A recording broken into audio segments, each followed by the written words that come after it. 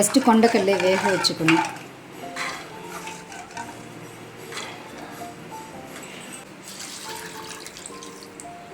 கொஞ்சம் மஞ்சத்தூள்,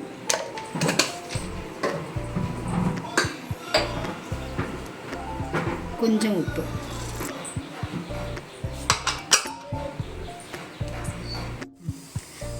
ஒரு பேன் எடுத்துக்கிட்டு அதில் ஒரு 1.5 ஸ்பூன் கிட்ட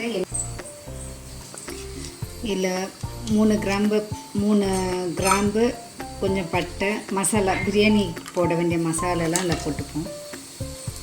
கூடவே 2 ஸ்பூன் சோம்பு, 1 ஸ்பூன் ஜீரகம்,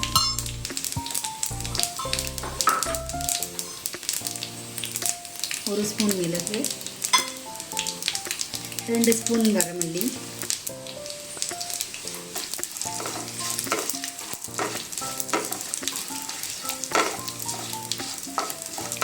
ஒரு 6 பல்லு பூண்டு, ஒரு துண்டு இஞ்சி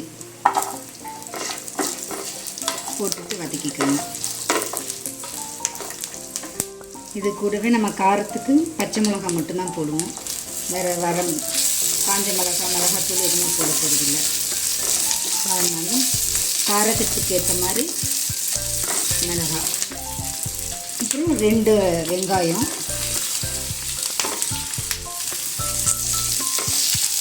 இதையும் நல்லா வதக்கிக்கணும். அது கூடவே 2 தக்காளியும் போட்டு வதக்கிடணும். பாருங்கள், நல்லா எல்லாம் ஒன்றோட ஒன்று மிக்ஸ் ஆகி நல்லா வதங்கிருச்சு. இந்த சமயத்தில் நம்ம ஸ்டவ் ஆஃப் பண்ணிக்கலாம். இது நல்லா ஆறிடுச்சு. ஆனதுக்கப்புறம் ஒரு மிக்ஸி ஜாரில் மாற்றிப்போம்.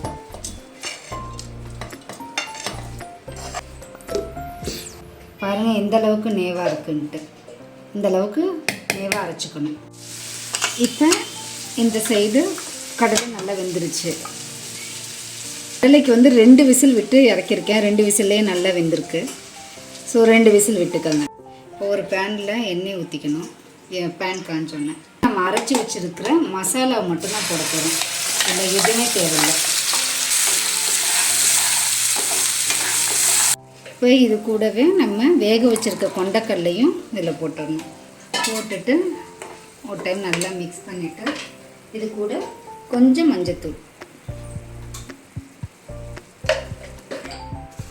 ஏன்னா ஆல்ரெடி நம்ம கொண்டக்கடலையும் போட்டிருக்கோம். ஸோ அதனால் தேவையான அளவுக்கு உப்பு போட்டு நல்லா கொதிஞ்ச உடனே இதில் கொஞ்சம் கொத்தமல்லி தழை, அது கூட ஒரு கொத்து கருவேப்பிலை,